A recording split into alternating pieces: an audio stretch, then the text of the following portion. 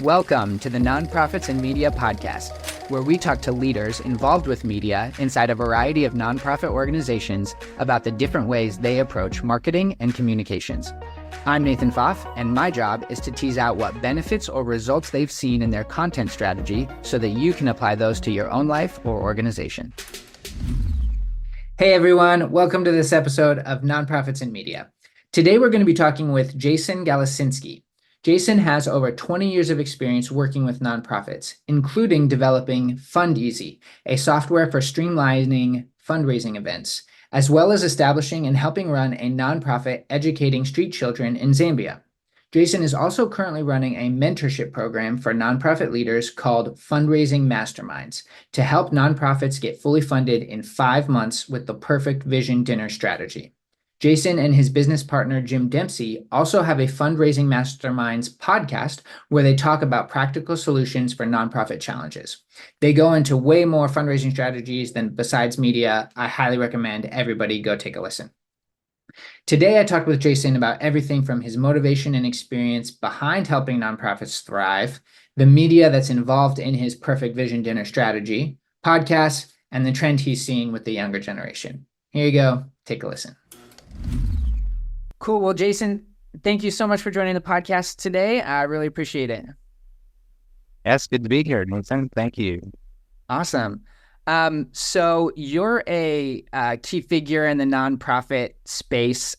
You've done multiple different facets. You've helped develop software and a platform for like a place where nonprofits can fundraise. You've have a mentorship program called Fundraising Masterminds that helps with nonprofits develop the perfect vision dinner. You also have your own nonprofit that you run, which is awesome. And then you also have this podcast. So you're kind of like multifaceted in a lot of the nonprofit space. And so I guess my first question is like, why do you do it? What makes you want to see nonprofits thrive?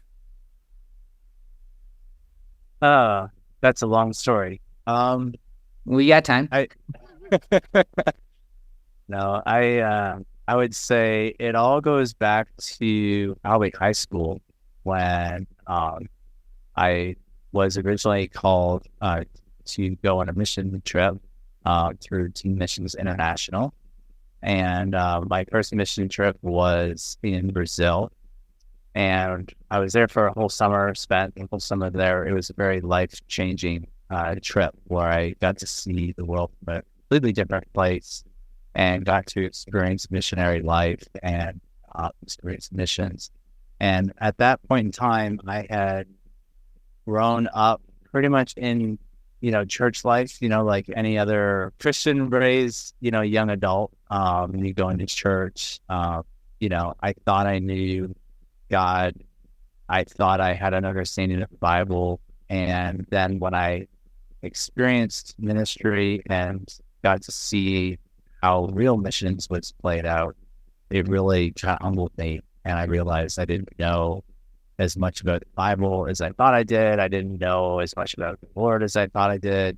My relationship with the Lord was weaker than I thought it was, And so I just remember kind of going through a time of repentance when I was 17 or 18 on that trip. I think it was 17. And I remember just telling the Lord, like, I want to know you more. I want to be more involved in your kingdom. I want to help build your kingdom. And I felt a strong calling. It wasn't like God spoke to me in an audible voice, but it was like this. I kind of just had this sense of like, I want to use my kingdom in ways that you don't know. But you need to go to Bible college first, and you need to get prepared. You need to lay your foundation for your life. And that was kind of my main takeaway from that trip was, you need a strong foundation for your life, which is the Word of God. And so that was my big takeaway was I need to go get a strong foundation for my life. And so I decided to enroll in Moody Bible Institute in Chicago. And that kind of gave me those 5 years, gave me that foundation that I needed. And that really started my passion for ministry. And I never really felt called to be a pastor of a church, but I always felt like the Lord was going to use, my helping gifts. I have a lot of gifts in like computers, technology, radio, video, just anything that is like a media-driven type thing. I've always been drawn to, and I always felt called to use those gifts for the kingdom. And so early on, I got involved in Moody Radio for a bit. I got involved with some other radio ministries. And then I got involved with, website design and video production and in a couple of ministries in the Chicago area. And every ministry, that I got involved in, eventually some of them led to a job. I did like an internship, and that led to a part-time job, which led to a full-time job eventually. So I eventually ended up working for a radio ministry in the Chicago area for about 5 years or so. And anyways, all this exposure to working with other ministries and just, kind of seeing how they operate, like what drove me back in those days was just the impact that it was making.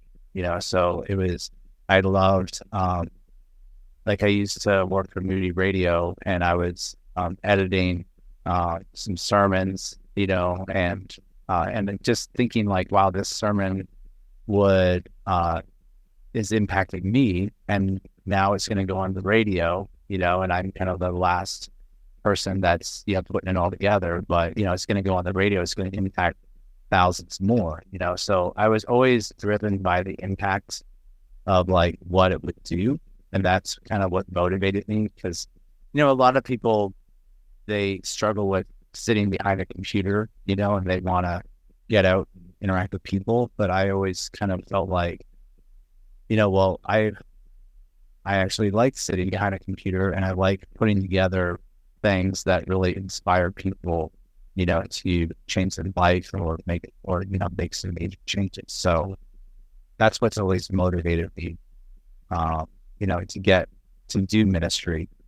So when I was involved in, the radio stuff and the other ministries in Chicago, they would always do these fundraisers, and I would always be the guy, running sound or creating a video or doing something, but I wasn't like running the fundraiser, but I observed a lot of these kind of fundraisers, and what ended up getting the software company started in 2006, which is now called Fundraising, is just this kind of relentless pursuit of trying to make things better, So, back in those days, the ministries didn't have online registration. They didn't have a way of managing, data online.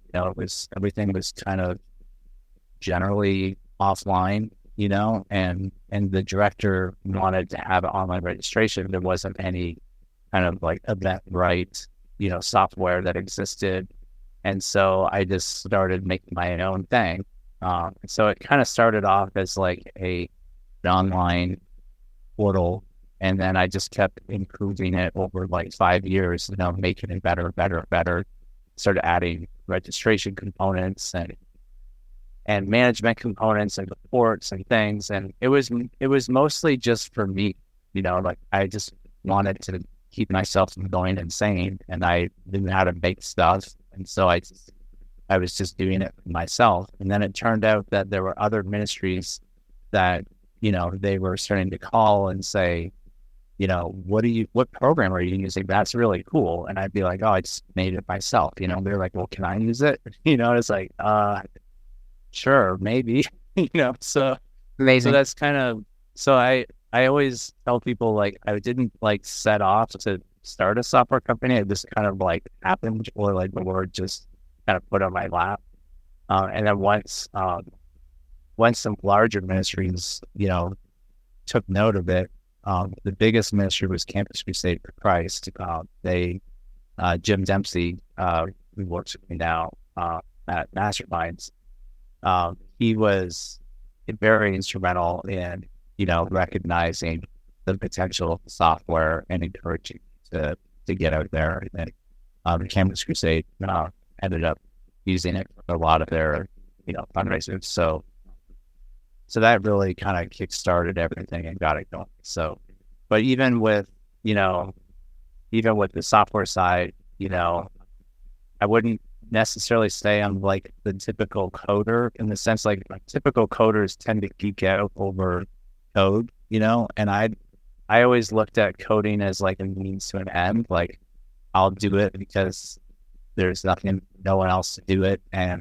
But I would always be driven by like the impact, like when we get this feature done, people are going to be able to do this. It's going to make their life a lot easier. It'll help, whatever. And so still like being driven by, the impact.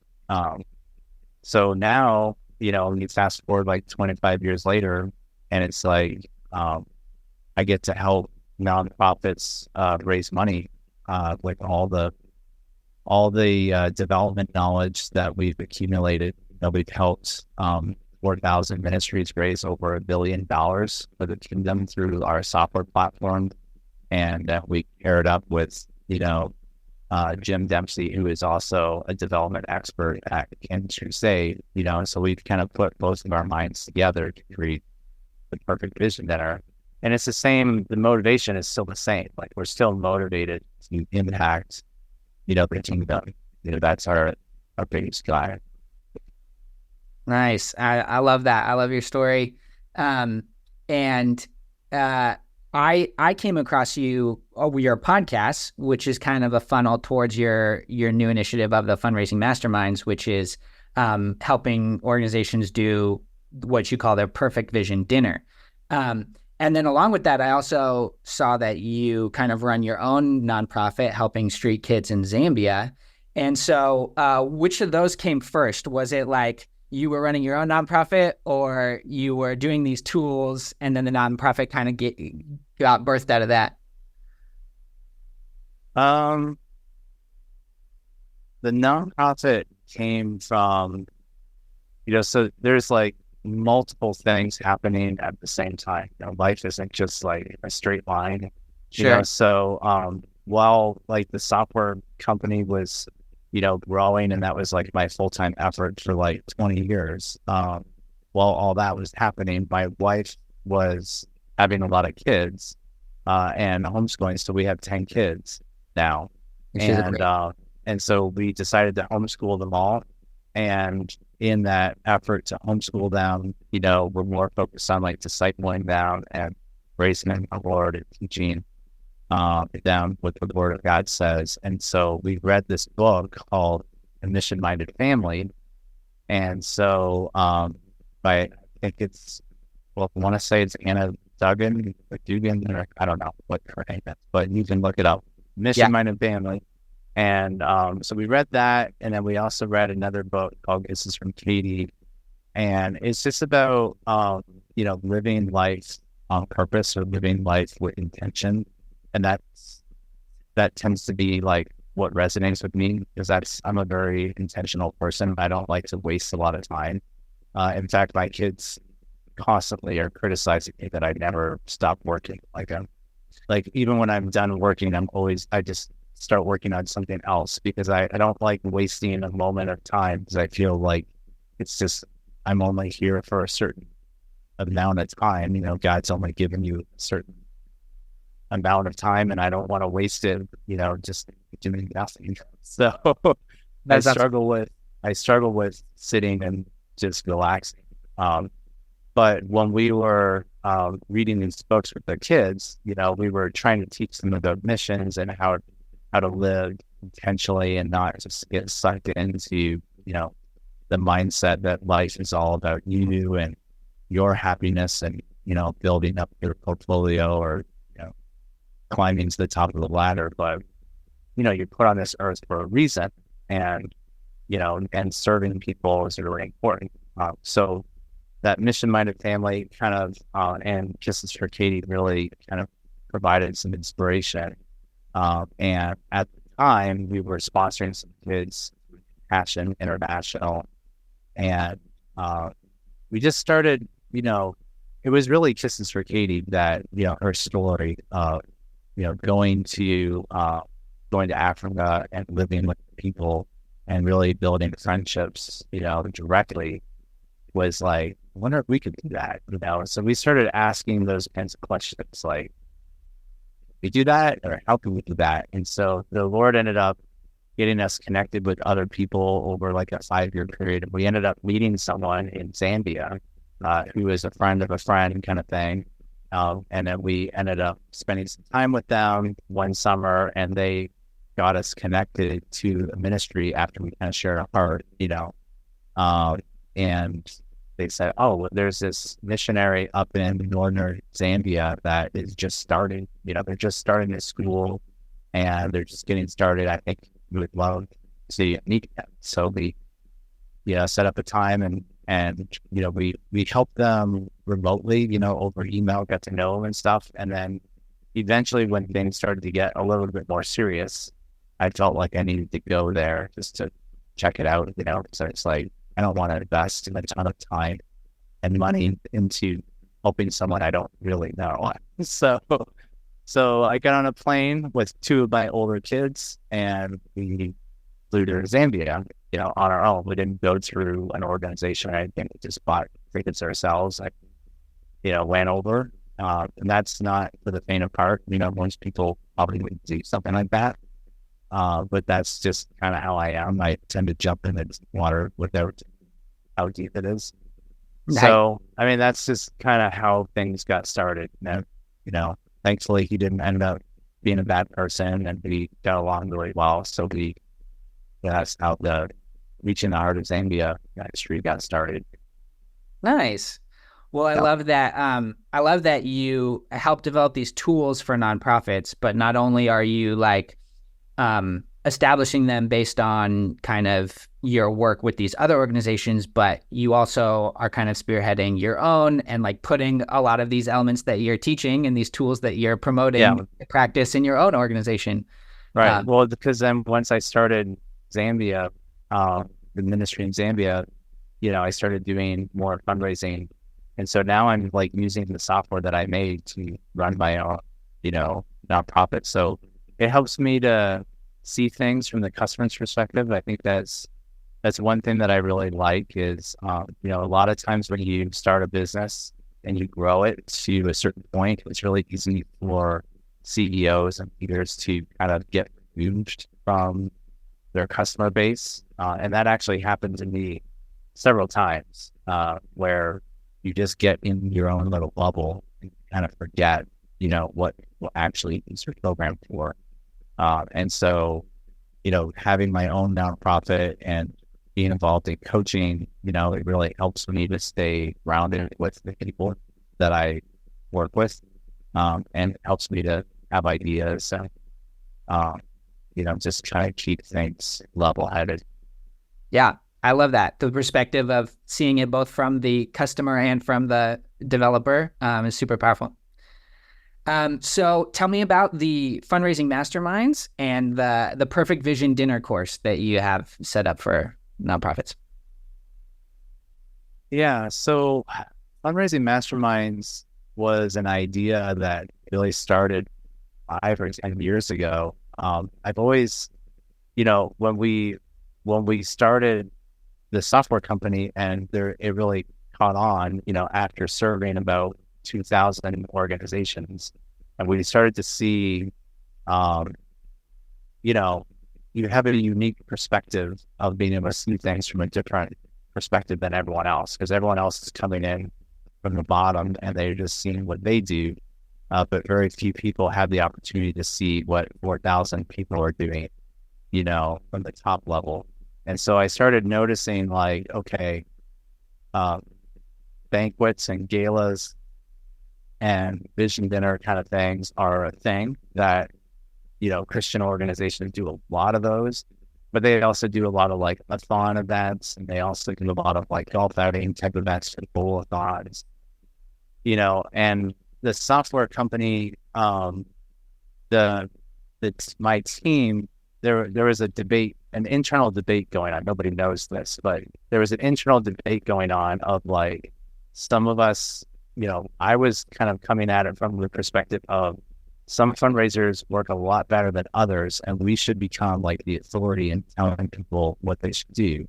And other people were like, no, we're just software. We're not consulting. We're not in the business of telling people what to do. We just want to take the business and, let them run it however they want to run it. So generally speaking, that was kind of the mindset that the software company took, is we're just software. We're not going to help people what to do. But in the back of my head, I always kind of felt like, well, that's not really right though. Like if there is a better way, we should be obligated to tell them, so that's kind of that like little voice in the back of my head, like stayed there for like 5 years, just saying but there are like right ways to raise money, or not. It's not like right or wrong, but it's more like there's like good, better, and best, so there's good ways to raise money. There's better ways. And then there's like really, really good ways to raise money, and Yeah. I just got to see, some really good examples of people raising money well. Like it would be like the difference of like hundreds of thousands of dollars. I see some organizations, doing, a banquet, putting a lot of time, 20 weeks into planning a banquet or something, and they'd raise like $10,000.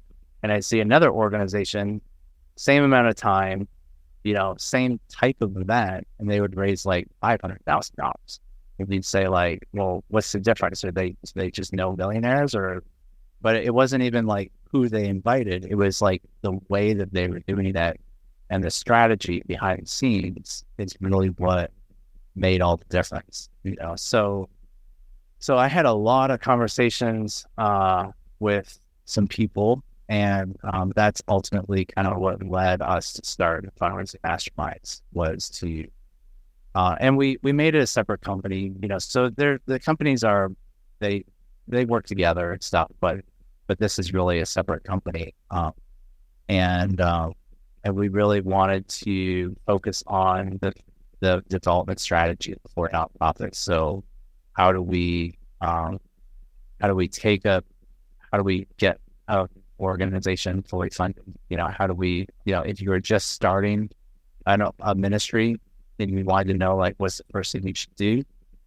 Then we have a plan, and we kind of walk you through like the ideal plan. We're focused on like the ideals of like, if everything is rosy and wonderful, this is the best way that you should do it. It doesn't always work out, because there's a lot of things that you can't control, but that's really what the organization is focused on, is taking all the wisdom and knowledge that Jim and I bring, over 40 years of development experience to the table, and kind of sharing like, this is how you raise, $100,000, So the Perfect Vision Dinner program, it's a mentorship program. It's a 20-week program where we're walking people through like step by step how to get, your first 100,000, in the door.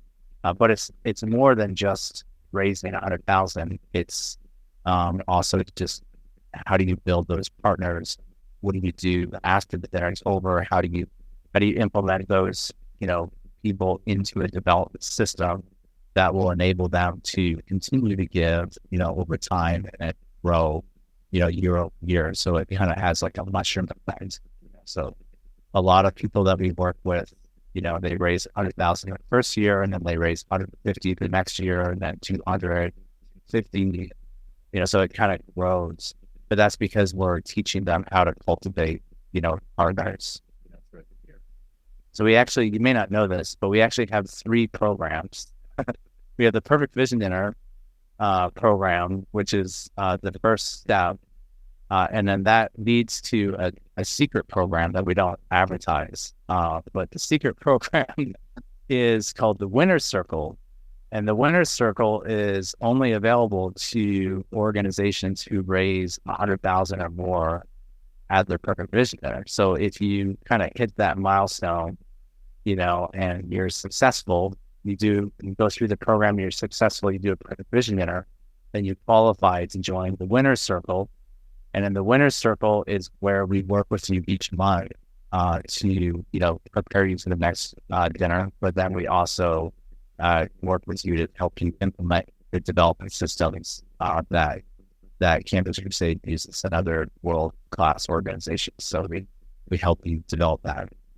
And then we're just about to launch, by the time this airs, we should have launched our new program called Major Donor Mastery.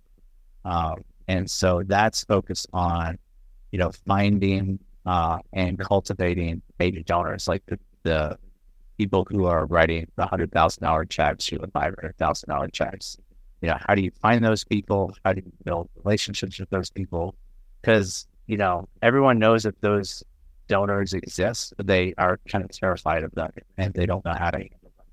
So we've built a whole course around that, how that works. Amazing. Well, you've heard it here, folks. The secret courses that aren't advertised about the winner circle and everything. I love that. Yeah. Well, I definitely want to come back to some elements of your courses and specifically the media aspects inside them. But first, I kind of want to back up a little bit and talk about how you ended up marketing this mastermind. Because I found you because of a podcast, the Fundraising Masterminds podcast that you and Jim release. And there's a lot of incredible content on there for leaders of nonprofits, and I recommend everybody to go take a listen. A lot are media related, but then they also have tools for other things within the nonprofit structure and hiring and different organizational tools. But I wanted to ask you, why did you guys decide to do the podcast specifically? Why was that a medium for how you decided to promote the mastermind and the Vision Dinner course? Well, podcasts are kind of like a trending thing right now. So it's partly because it's like the trending thing that people are doing. But beyond that, we needed to have something that would help us to establish our authority in the space, and something beyond just a quick 3-minute video or marketing video. Like a lot of times you just have these short snippets or you're trying to do things on reels or whatever.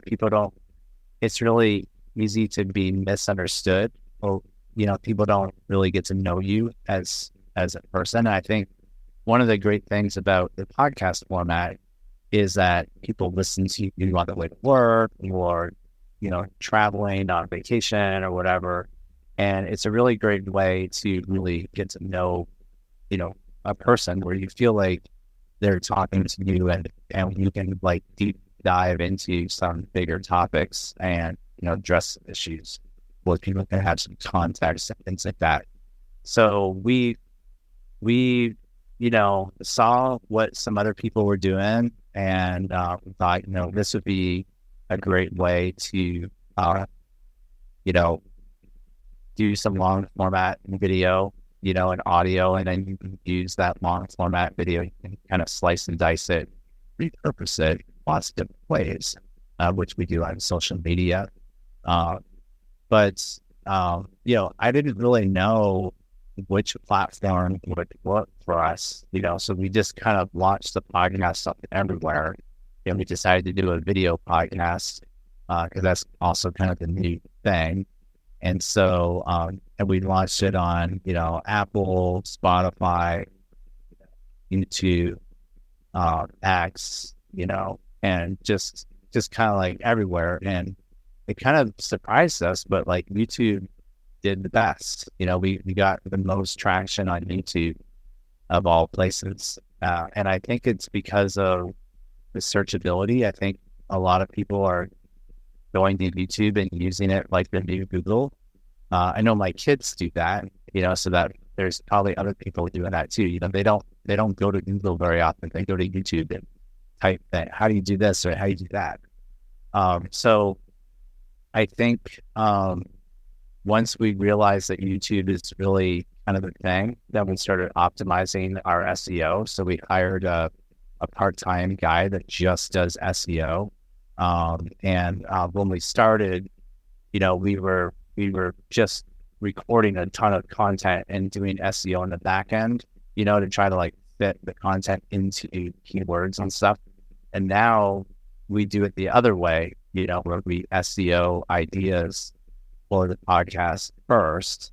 So we going into recording sessions, we know what the title is, we know what the description is, we know what the keywords are, we know like what all the buzz things are, because apparently the more that you can say, what you've actually written, the more it kind of verifies that, that this is legit or whatever, and it bumps your content, organically more. So we've just been doing more stuff like that, and trying to, I guess from a strategy perspective, that's more the strategy side of things, but it's also just a great way to help people. So going back to that original motivation of like, why do we do what we do? It's kind of like, well, we really want to meet as many nonprofit leaders as we can and help as many people as we can, because we know that most nonprofits are just kind of shooting from the hip and they really don't have an organized plan. And so even just one conversation on the phone can make a big difference, or a lot of nonprofit leaders are just struggling in general. So kind of more motivated to reach them and so we do a lot of podcast episodes about the common struggles that nonprofit leaders tend to struggle with, raising money or working with boards, or, stuff like that. And it's working. So it's nice to do something that actually works. I've had some other, with the software side of things, we tried a lot of digital marketing, and a lot of things just felt like we were burning money, trying stuff. But this is actually, seems to be connecting with people, and people are finding us, and booking calls and signing up for the course because of the podcast. So it definitely is working. Yeah, I'd definitely say it's working. I mean, that's how I found you. I'm sure that's how a lot of other people found you. I love that you saw a trend and that you decided to like try it and run with it. And then once you did, you then also started to kind of look at the data from it and kind of further tweak and refine with SEO and things like that. So from your experience doing the podcast and the kind of results that it's brought your mastermind, would you recommend nonprofits, leaders within nonprofits, to do their own podcast? Is that like a medium that you would encourage them to try out? I don't know. I guess it depends on what your goal is. Like, I think everything that you do from a medium perspective, you don't just want to do it for the sake of doing it. Like, you don't want to just add noise to an already noisy world. So you always have to be thinking like, well, how is, like, whatever you do on, business or media or video or podcasts, like, how is this podcast going to be, adding something to the marketplace, or like, what makes this different than any other thing? So I always think it's good to do market research. And when we did the market research on the Fundraising Masterminds podcast, we only found that there were like 2 or 3 other YouTubers out there that were doing generally what we wanted to do. And their advice was pretty worldly. It wasn't like from a Christian perspective, or if it was kind of shallow content. And so we really felt like we could add some pretty tremendous value, with the experience that we have. And, I think from what I've heard, when people listen to us, they really get a lot out of it. So I think, I don't know if that answers your question, but you want to know your ideal audience, like who are you trying to reach and why are you trying to reach them, and why should they listen to you? So always put yourself in their shoes and just think like, why would I tune into your show? What would make me want to listen to? And if you can get people, if you can kind of try to attract them, that way, that seems like that. Yeah. Yeah, no, I'm sure it depends on a lot of different factors within the org and their model. So I kind of want to go back to the Vision Dinner course. This is for leaders within the media or communications departments of nonprofits. So could you kind of talk to us a little bit about the different media aspects of the Vision Dinner course? Like what all is included, maybe videos, or I don't know if you guys do pamphlets, print materials, just stuff kind of more media and marketing oriented. Give us a tease of kind of what's in your Vision Dinner. Yeah. So the goal of the Vision Dinner is to build partners, right, with the organization. So it's an evangelistic event, so to speak, where we're trying to fill 50% of the room with people that have never heard you before. So that's our goal. And then we want to put on a 2-hour and 15-minute program, very high-end production, where, people essentially are jolted into, I don't know if jolted is the right word, but people see you at a very professional level and they think, wow, this ministry really has it all together. Like you have some history working with Iris, right? Mm-hmm. And a lot of their video production is really good.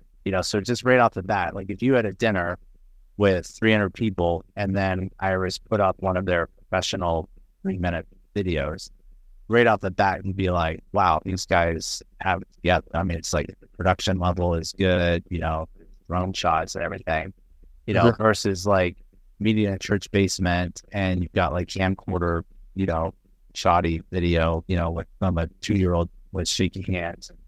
I don't know. It just doesn't come across as, very professional. Sure. So, we want to present the ministry in a very professional light, and kind of share, what's the problem you're solving? What are you doing about it? Why do you exist? And how can we, what do you have planned for the future and how can we help you get there? So that's essentially the format of the Vision Dinner. And then we do a series of testimonies, and we do a split appeal, and we basically inspire people into giving. So we've nailed down, after doing 2,500 Vision Dinners, you kind of nail down what works and what doesn't. So we've kind of tried everything. And we feel like we've nailed down the perfect formula for what works and what doesn't and what kind of compels people to give. And media is definitely a part of it. We always have like a 3-minute, media, trailer. We like to think of it as like a movie trailer for the Vision Dinner. So if you think about how a movie trailer can kind of set the stage for what you're going to see, we'd like to do that with the perfect Vision Dinner. Nice. Yeah, I like how you said you're inspiring people. You're not trying to like manipulate them, but you're trying to just like put the ministry in a positive light, put the best foot forward, and then kind of use that as a way to inspire others to get involved. So talk to us a little bit about that trailer video. I'm sure you have like speakers as well. So why would you choose to, or maybe what elements would you encourage people to put into a video versus have done by an in-person person in the room? Or talk to us a little bit more about that. Well, I think storytelling is probably one of the best ways to connect with people. You really want to be focused on telling what God is doing, in your story of what God is doing. So that's always the best thing is, to share kind of this is where things were at, or this is the problem, So if it's a homeless shelter, you could approach it from hypothetically, right? You could approach it from, there's all these people that are homeless, and this is huge problem, and it's wrecking the city, and everything's falling apart, and there's all these domino effects that happen. So we need to fix it. You could approach it from like a very data-driven perspective, and it would be like very corporate, but it wouldn't really connect with people. Like it doesn't really connect at the human level. And so storytelling, I think why we all like, what's the first thing you want to do after like a long week of work? You want to sit on your couch and turn on a really good movie and just like let it take you away, right? So, a good story will draw you in and connect you, to another world. And so I think, you can tell stories about your organization of life change. That's what we always try to focus on is, why did this person was homeless and now he's running his own company. So how did he get from being homeless to running his own company? What was his journey? How did that happen? Well, you can tell the history of like how everything went down, share how your organization like met him at a time of need when he really needed it most, and how it kind of changed the trajectory of his life, and so that's what media can tell that story in a way that draws the audience in a way that, reading a book or something can't do. And it can do it in a very short amount of time, like 2 minutes or less. You can have people in tears, so it's very powerful. Yeah. Yeah. I mean, I love that you talk about inspiring and using storytelling and making it emotional. And I know in some of your podcast episodes, you've talked about how to craft a compelling story that's emotional for the viewers or audience. And I would tend to agree with you, but I'm wondering if you have a response to the critics that would kind of be like, no, don't try to, you're manipulating me by trying to make it emotional. And they do this with worship too, in different church settings of like, don't set the mood with the lights. You're trying to manipulate my emotions. Like, just give me the numbers, just give me the facts. So do you have a response to those people about like how or why orgs would want to choose to make their storytelling compelling and emotional versus not? I think it's always good to have like a balance of both. There's two fundamentally different types of people, and we teach this in my course that there's two different types of givers. There's emotional givers and then there's logical givers. So, like Jim Dempsey, he is an emotional giver. His wife is a logical giver. So, at his house, if you were to show up with like a really cute 3-year-old with a bag of cookies and said, "Would you buy, this bag of cookies for me?" and just look at it in the right way, his heart will melt and he'll buy the cookies just because he's an emotional giver, but his wife would be like, "Well, tell me the reasons why I should buy this bag of cookies," like, and she wouldn't buy it just because the girl's cute, she has to have a good reason. And then, and if the reason makes sense, then okay, I'll buy the cookies, So, so we try to do that in our program. We try to teach organizations that you have to have a good mix of both, because some people are emotional and other people are logical. And so there needs to be an emotional component. Usually you want to, beat out with an emotional, I don't know any really good films or stories that don't draw you in with emotion, but then including some logical stuff in there, like explaining things. So from a ministry perspective, when we draw up the perfect vision in our program, we're connecting with people emotionally, but then the directors, are explaining things, how they work and why they do this and what what we need to do to get to the next level to reach more people. And it's very logical, but then there's emotional stories in there that, kind of having emotion, so we're not really trying to manipulate, it's more like just recognizing how people work, and trying to meet them where they're at. I love how you kind of are involved in so many different facets of nonprofits and promotion and stuff like that. So, do you think there's a risk in nonprofits inundating people with too much media or trying too many different tools or tactics, or not so much?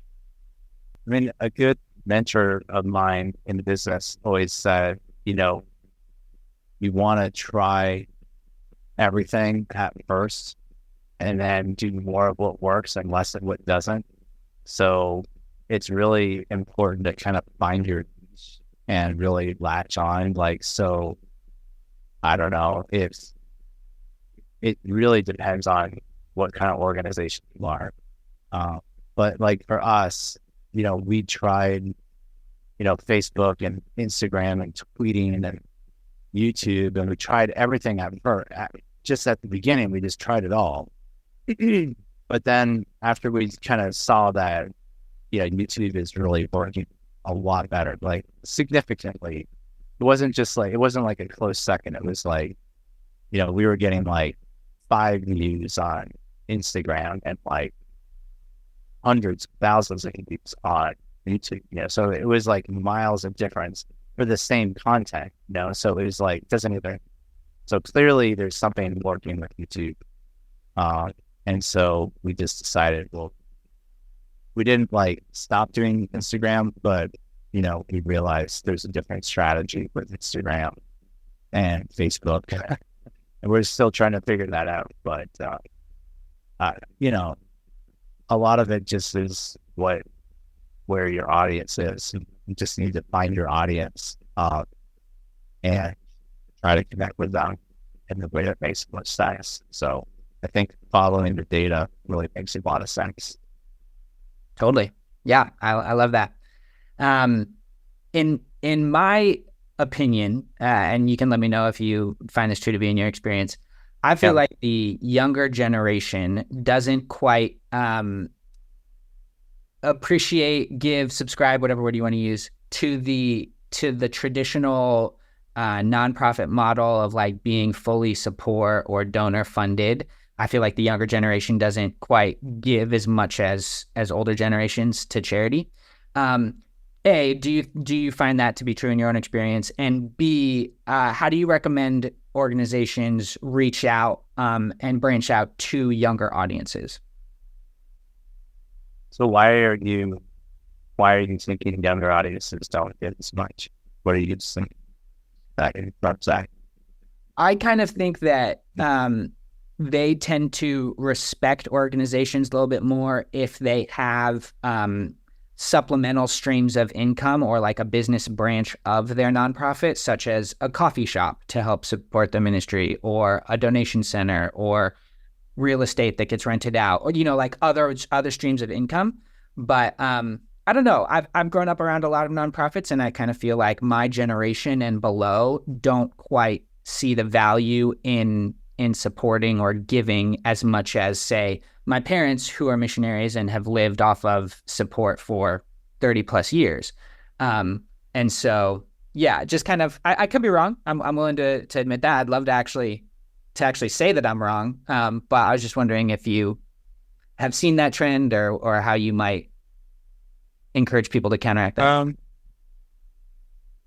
The trend that I'm seeing with younger people is the younger people are actually quite generous. If you can make a connection with them, they seem to be motivated more from a personal relationship perspective. So I think the older, more traditional route used to be writing newsletters, having all these professional things that were very, very much something our parents would read and like to read, having reports and, I don't know, seeing graphs and numbers and seeing really nice polished things, and they would be fine with that, because I think the older generation trusted corporations a lot more. Like it was, there was more of a trust in, companies, and, and nonprofits are a type of company, in a sense, they're a corporation. I think what's happened recently, I don't know how recent, I don't know when it shifted, but it feels like in the last 10 years, there's been this move away from trust from corporate America, in a sense. People tend to trust people a lot more than they trust corporations, which is why there's so many influencers out there, 'cause it's I don't know, you feel like you get to know the person and you get to know them as an individual, and then it's whatever they say, you're gonna just do it, and so I think the key with the younger generation is connecting with them on a more personal level. And when you make ministry super personal to them, it actually, they feel like they are making a connection, and they're contributing, or they're actually able to move the needle somehow in a very personal, real way, then they are actually pretty generous, with their giving. But it just takes a different strategy, it takes a lot more work, because the old method, you could do mass mailings and all these big corporate things and just do one big sweeping thing. And now you've got to personalize everything, get on the phone and talk to people and take them out to coffee and show them that you care about them. That takes a lot more work, So, but I think if you do that, which some of the organizations that are really doing well financially, they are doing that kind of thing. So they're getting pretty good results. Gotcha. Yeah, I love that insight that they're not unreachable. It's just, it might take a different strategy in order to get to them than previously. Yeah. Well, hey, Jason, I am out of time. I have so many more questions that I didn't get to ask, but I really appreciate you hopping on and sharing with us. So where can people find you? What are the channels that are best to find you?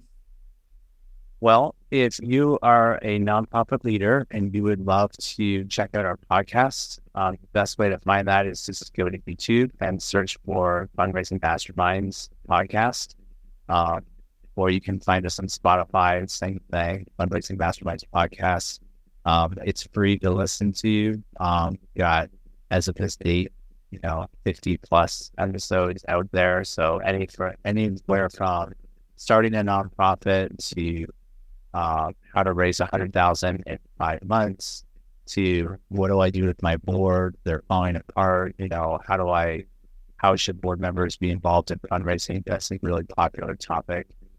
So any of that stuff, we talk about that really. We release a new episode once a week. So it's just a great thing to subscribe to and listen to, for sure. If you're more interested in joining our masterclass, if you're more interested in joining the Perfect Vision Dinner mentorship program, we actually do that twice a year. And it's pretty intensive program. Jim and I are pretty involved in it. It's a 20-week program. We do live calls for that 20-week time period. So it's a combination of live coaching, one-on-one time, video content, private community groups. So it's a very intensive program, but it really is helping a lot of nonprofits get organized and raise, a lot of money. So our goal in that mentorship program is to raise 100,000 of the first vision dinner. So if you're raising 100,000 or less, or if you're raising, 200,000 or 300,000, but you'd like to, take it to the next level, that the Perfect Vision Dinner is great, kind of shot in the arm, really gets your team, unified and organized. But you can look that up at fundraisingmasterminds.net. .net. Perfect. Well, hey, Jason, thank you so much. Really appreciate your time. Yeah, thanks, Nathan. It's good to meet you. You too. Hey everyone, thanks so much for listening. If you enjoyed this episode, please don't forget to subscribe to our channels for future content. It really helps us out. This podcast is brought to you by Travelite Studios. Travelite is a full-service film production company that specializes in documentary and promotional videos for your nonprofit. We are a multicultural team of award-winning creatives with a passion to help organizations grow their reach. We can be your media team or work alongside your media team to deliver captivating content that energizes your audience. Travelite takes the time to truly get to know you and your needs and includes extra tools to help make your videos be the most powerful they can be. Go to travelitestudios.com right now to plan a project and have your story and solutions presented to viewers in a beautifully compelling way. That's travelitestudios.com.